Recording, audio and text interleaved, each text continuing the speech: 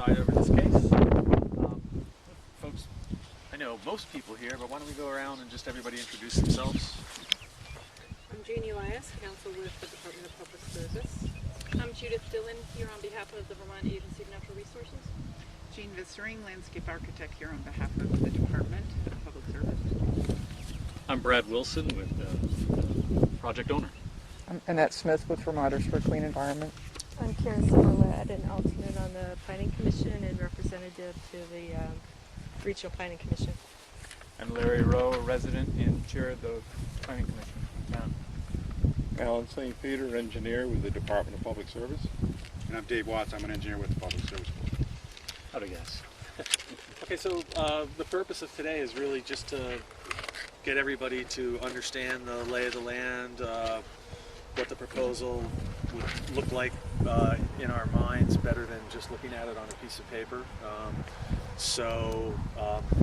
If folks here have specific questions that they want to ask Mr. Wilson, they absolutely, this is typically a pretty informal gathering, and we're here to just get everybody as much information as we can. And, I mean, I guess I'd suggest that you just start giving us a general description of the project. Yeah, absolutely. I do have some blow-ups of the actual site plans here. This will be a great site to be able to visualize for a couple of reasons. As you know, it's a fixed tilt solar array, 2 megawatts AC, taking up approximately 15 acres. This site is good for this type of meeting because there's some very clear visual markers here that will show us exactly where the boundaries of the array is going to be. We're standing right in the middle of it here. The array will start on the western property boundary. The array will go all the way to the northern property boundary, which is marked by this fence line. To the south, you can kind of see, it's a little bit difficult to see, but there's a wetlands area, and that's been formally delineated. Starting kind of that direction, it comes over, that tree object there over that hill is in that wet area. And that wet area, as it comes around and continues, you can see the marsh vegetation there. That will be the southern boundary of this section of the array. The project will have a 50-foot buffer to that delineated wetlands area. We're not going to get in there at all. But all of this in between will be solar array. We're going to use the existing driveway entrance and bring our access driveway through here. So as not to have to pull a new driveway permit. We'll basically be following the wetland boundaries all the way around to create the other boundaries of the project. See, the wetland boundary continues east, and the project will follow that with the 50-foot buffer all the way around. And then we have this section of wetlands that comes north. The array will end there, this section of the array, taking up all this area, 50-foot buffer, and then there will be an access road crossing that arrow's point there, strip of wetland area, and there will be some additional array on that open side on the other side. That strip is the only spot where we would be, crossing any wetland area whatsoever, and we have submitted a wetlands permit for that use. So basically, anywhere where you see this type of vegetation, that is going to be solar array, and the acreage there is about 15 acres total. We'll have some setbacks from the property lines, obviously setbacks from the wetland boundaries, but for the most part, all of this green stuff here is going to be would be the footprint of the solar array as shown in the site plan that were submitted with the application. That's exactly that section across to the south will not be. But what's the property boundary? The property boundary is, you see the fence line running there? That's the southern property boundary. That works. Does it continue straight across where the fence line is? It's exactly straight across. So yep. That tree roughly would be Exactly. The, There's nothing part- over there either. Nothing over there, exactly. So we're not going on the southern side of that wet area. The parcel itself is pretty much a perfect rectangle. Down there. It's actually a 75-acre parcel. We have a lot of that, and we're not going to be impacting any of the forest whatsoever. The eastern project boundary will end where the existing clearing is. We're not going to be taking a single portion of that forested area down. Will there be any grading? No. We're not going to be changing the site topography. The racking we've selected will follow the contours of the site. So other than like compaction to create the access driveway, there's not going to be any grading. And can you describe the inverter structure? Sure. Honestly, the easiest thing I could do would be show you a picture. Okay. And I've got one of those in the Are you trunk of the planning car. some kind of enclosure or? No, we don't enclose the inverters. They operate much less efficiently when they're in an enclosed space, and so we never want to do that. But I can show you what Yeah, that'd be great. we got here. More joy. I came out earlier and tried to set the posters up on some Tired. It's a beautiful day. end up in the It is a beautiful day to be out So, here. It is. real quick, just before I move this one, you can kind of see that the fence line boundary of the array does stick, very, very specifically to those boundaries we just talked about. It's a nice site to be able to visualize that without having to stake it out. Here's the wetlands to the south.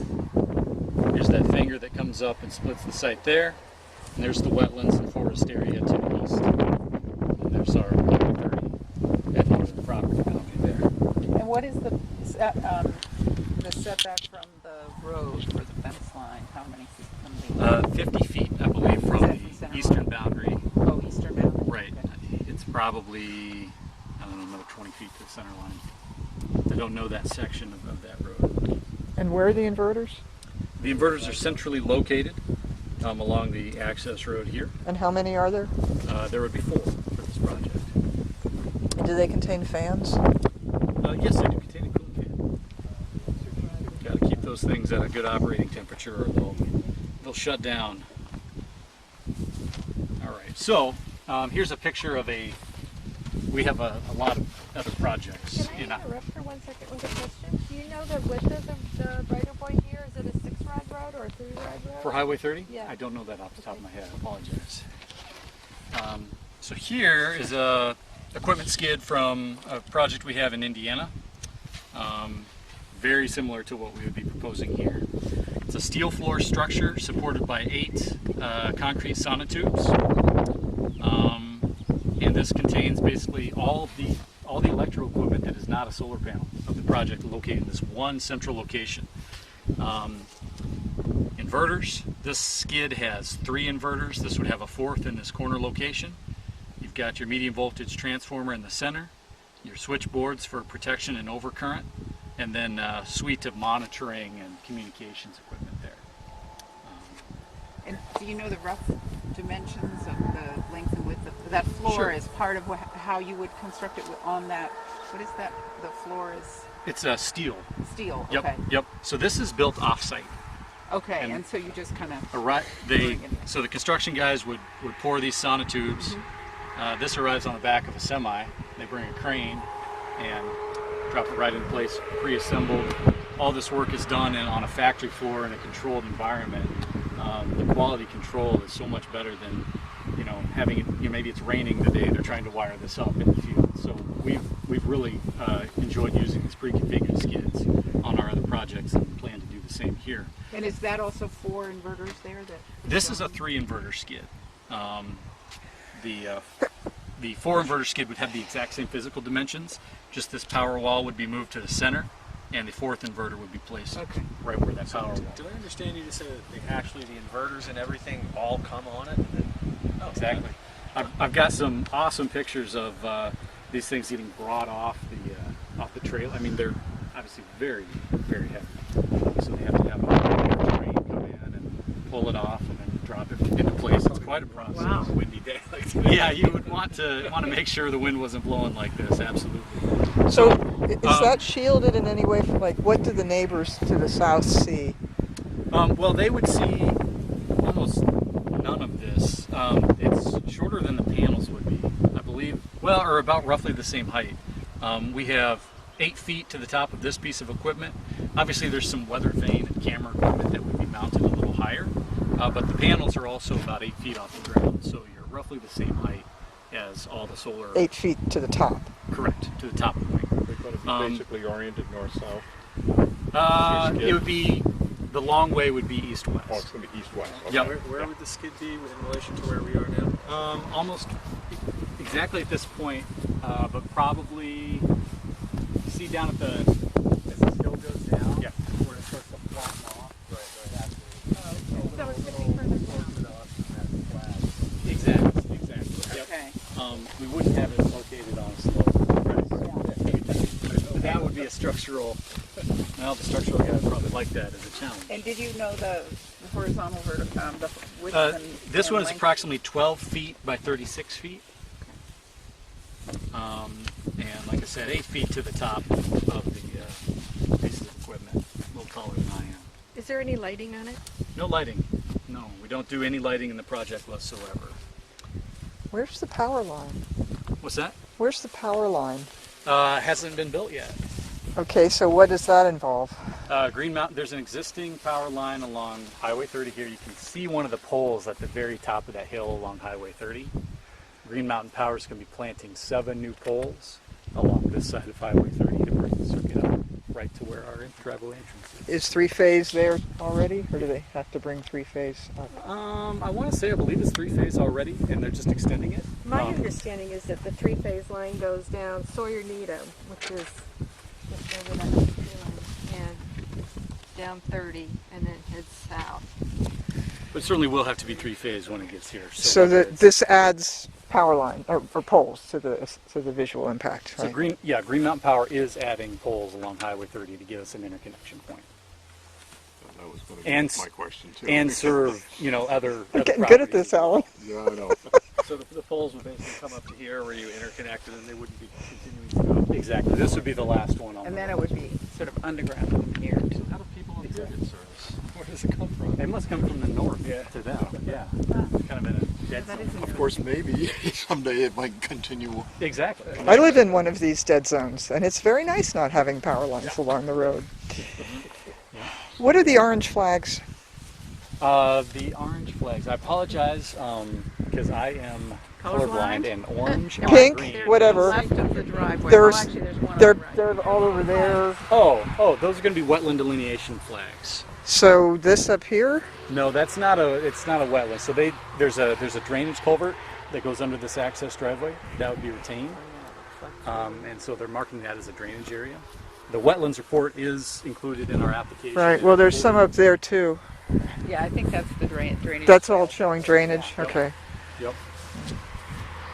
And so that is a delineation that was performed and verified by a What's the piece of equipment that steps up the DC from the solar panels to the current that's going? Sure. Well, so there's 2 pieces of equipment. The inverter is what changes from DC to AC. And then our medium voltage transformer is what steps up the voltage to the higher voltage needed to interconnect. So do you know what the voltage is of this line that you're I connecting believe it's to? 12.47 kV. So it's basically a distribution line. It is a distribution circuit, absolutely.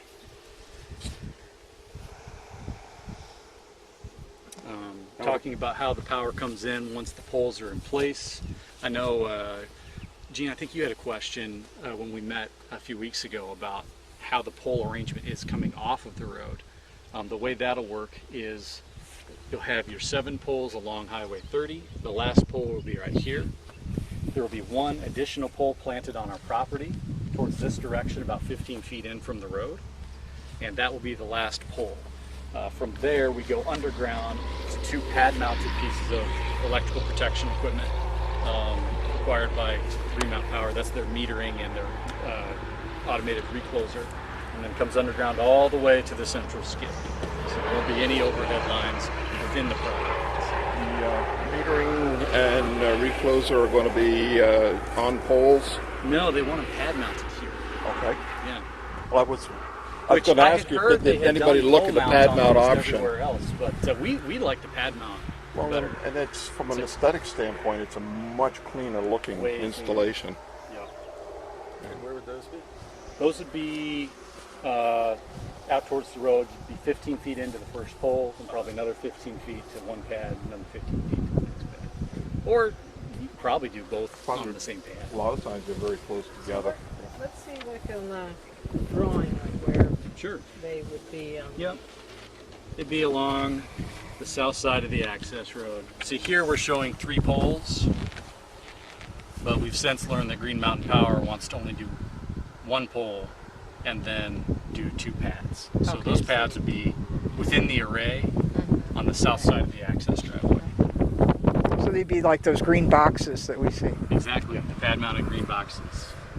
Their dimensions are, did you say? Yeah, we don't know enough about that yet to give exact dimensions, but I'm willing to bet that they won't be more than about 4 by 4 by maybe no. 3 high at the most. Yep. I would agree based upon equipment we've done in other places on this exact same voltage. I mean, that's exactly what we're talking about. Maybe this high off the ground, 4 by 4, 5 by 5. So That's something probably we're going to want to see some sketches of as soon as you can get them for us. you know, we can. I mean, we can show you. We can send you some photos of some of the equipment we have installed on our other projects. Yeah. As far as specifics from Green Mountain Power, that's kind of on their timeline. Yeah, okay. If you do have some photographs of the equipment, I wonder if you could get them to Gene. Absolutely, we're preparing a response to some of the some of the questions that came up in our what pre-hearing conference, is that what it's called? And we can certainly include that in that response. Okay.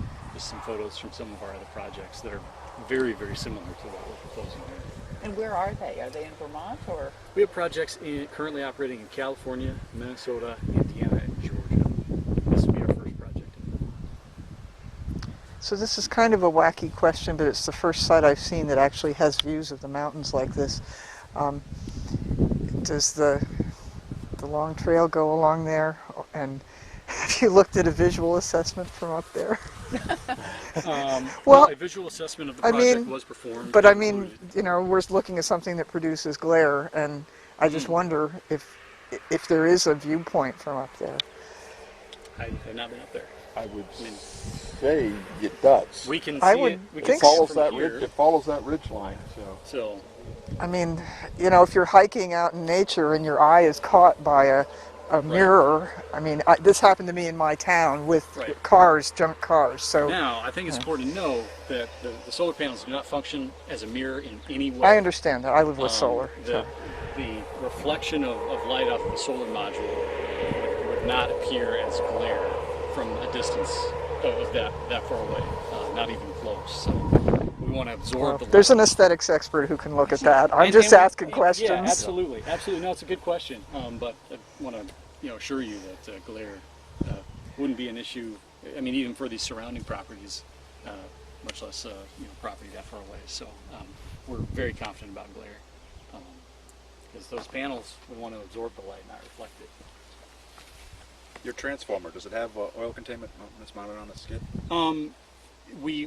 It is part of our design to include secondary containment. It's not something we've ever done before, but something that Vermont wants to see, so we're going to do it. Have you looked at alternative sites? We looked at a large number of sites when trying to find locations for projects, and this was the site that best fit our needs. You're leasing it, not purchasing it? No, we own this. You are? Yep. Because I drove by a site down the road that's for sale that looked like it had sort of been fallow for a while, and so I just wondering what sorts of... Yeah, we looked at properties all over the state of Vermont. Watch that toad. Oh, see my What a colorblindness. pretty toad. Thank you, Jeannie. Where'd you come from, buddy? Beautiful. It doesn't look like It's a frog. Toad. It's It's a green frog. So it looks like somebody stepped on them My toads already. and my or- frogs. I wanted to call everything a frog, and I thought, oh no, they always correct me and say Yeah, it's maybe toad. somebody stepped on him. Well, isn't it? Yeah! I think I'll move him out of our way. Yeah, hi, baby. Now he's going to move himself. Go on. Now he's gone. All right. Now we gotta watch driving out. Just be Well- clear, the fence is outside of the wetland. Let's take a quick look. I know for sure. Well, this site does have blue salamanders. Let's see here. Yes, it looks like except for the portion where the access road is crossing that strip, the fence is outside of the buffer area of the wetlands.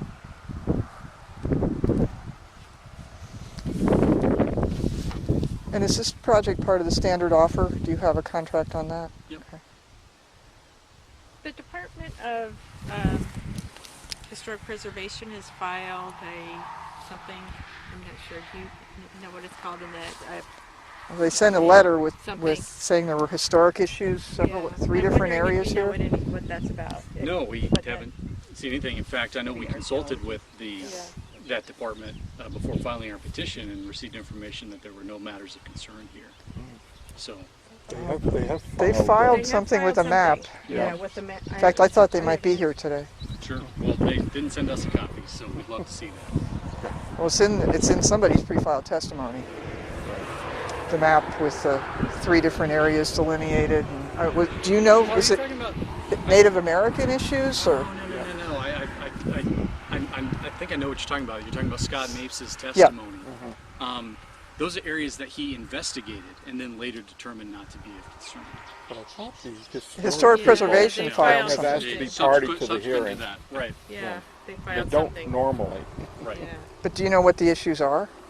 Again, we received nothing from that department other than our initial consultation with them where they indicated, as shown in the testimony, that they didn't have any concerns. We like to So, investigate. we'd be more than happy to chat with them and answer any of their questions. So there have been Native American burial grounds around here or campsites or? It wouldn't surprise me. No. I don't know. Do you know? I don't know for sure, but this whole valley up through here, the so-called Otter Creek Valley, is always subject to investigation. I don't know a ton about how Vermont handles that, but we do a lot of work in California as well. They're very, very similar. You know, there's always a possibility that there could be some Native American, archaeology, unless there's, something proven. Then they typically put conditions on how you handle construction, proceed. You have to do it very carefully. If you find anything of note, construction must halt. The expert be brought in from the department, and that's typically how we've seen it done in other locations. Not sure here in Vermont, but we do So it in this you're- one. Be typical, I think. You planning to mow? Absolutely. We want to keep the vegetation at a height of 18 inches or less, because 18 inches is the height to the lowest part of the lowest solar panel. We don't want any vegetation causing shade, so we periodically mow. I would imagine it would be roughly once every 6 weeks, unless you had a really wet span of time. What are you going to do this summer? Probably have somebody bale it. Okay.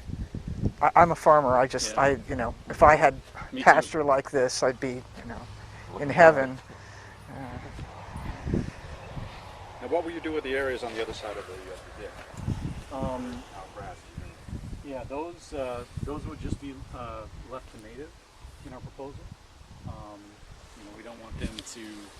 We don't want to impact. We don't want to have to cross the wetlands or impact them. So we propose just to leave those as they are. Certainly open to suggestions, but that would be the proposal. Both areas, that one and then one to the. Correct.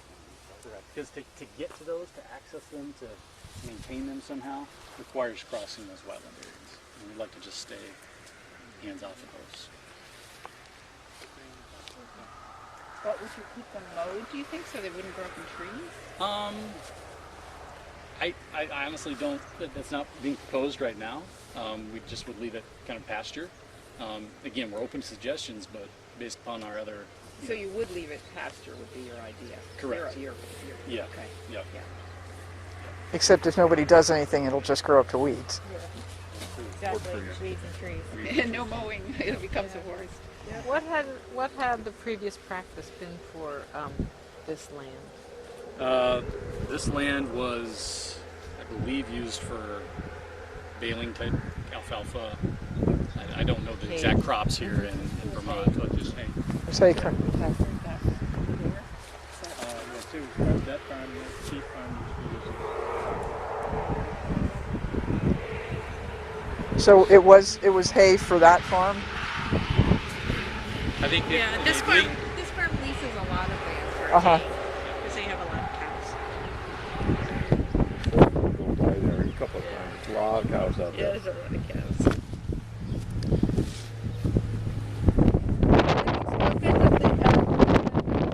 I have not. I kind of recommend that you do that because I'm not sure that they're in a position to get out. They're very mobile, but they'll definitely see it. Are you proposing any mitigation for the people who live down there? Well, It's a pretty big impact for them. Have you talked to them? we have talked to them. We talked to them at the town meeting. Because this site slopes in that direction, I mean, the height of the trees you'd have to plant to block this from view, I mean, it just wouldn't be feasible. So are they okay with it? They did indicate that they weren't huge fans of it. Because right now they see a green open field and Right. they're proposing to put something different there. Yeah, I'd say that was a pretty understatement. But we have given them our contact information. We indicated in our pre-filed testimony that we would continue to, chat with them. That if they had ideas that they wanted to see implemented, we'd be open to it. We do want to be a good neighbor. Like buying them out? We're not going to buy them out. Okay. Houses. Just the houses Yeah. up there. That's the other It's great to talk about, we can plant some screening or whatever, but Well, you actually, if they wanted it, you could plant a hedge to block their view entirely. They wouldn't have a view, but you could we can plant a hedge on their property, yeah. I mean, even then, to get up to like as high as the porch. second level of that home, you'd have to plant a hedge Yeah. 30 feet high. Well, Not quite people all. do it. Yeah, I see it. Yeah. And then there's one. I mean, if they wanted that, is that something you'd do? That way you can see the roof. Just barely, yeah. We would chat with them. I certainly can't commit to that right now. Again, we've opened the line of communication and said we'd like to work with you with the realistic notion in mind that because of the slope of the site, there's not a feasible way to block their view of what we're proposing. It's 15 acres of project. It's just not. It might not be the nicest thing to, nicest sounding, but it's just not feasible to talk about screening a 15-acre project entirely from view. I don't think realistically could be done. So I'm not going to stand here and try to. Well, sell you I've that- seen other solar developers offer to plant things on other people's property. Right. I think because of the slopes involved, though, that becomes a really difficult notion.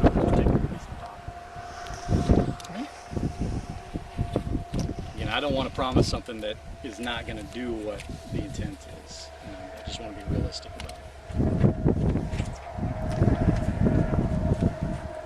Any other questions?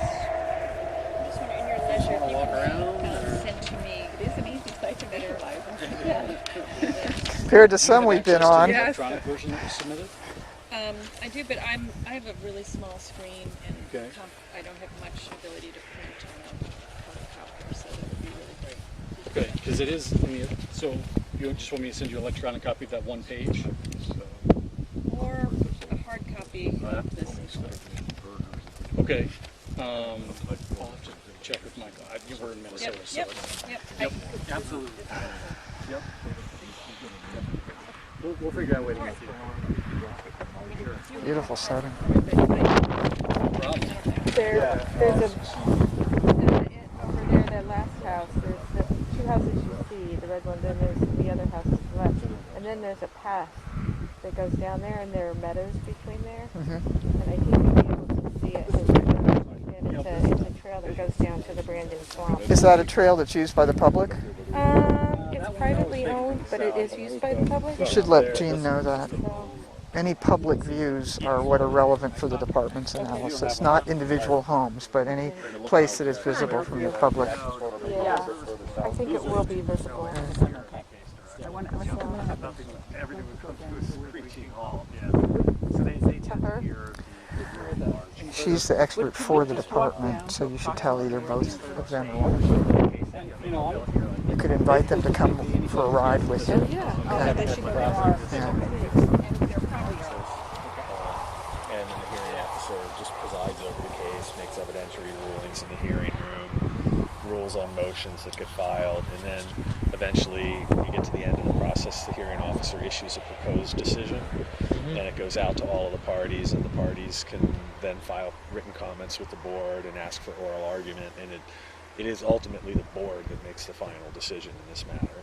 Okay. So they review the record, parties' comments, and so forth. And if there's oral argument, then they will hear the oral argument. The hearing officer doesn't hear the oral argument. Yeah. And then they make the decision. So when do you make your preliminary or preferred decision or whatever it's called? Oh well, there's no real schedule yet. I mean, there's a schedule that has been established that will take effect if the parties file a settlement by, I think it's June 30th, and then the evidentiary hearing would be July 16th. And then everybody has an opportunity to file briefs and reply briefs. And so I think it would be, I think we're probably looking at a quick turnaround. It would probably be like mid-August. And then, people would have about 10 days to 2 weeks to file comments with the board. The board would probably look at first part of September. But if there's no settlement, that schedule will get blown out. Because then, the other parties get to file responsive testimony, and there's discovery and then rebuttal testimony to that. Is the intervention deadline next week? A week from today. A week from today. Yes.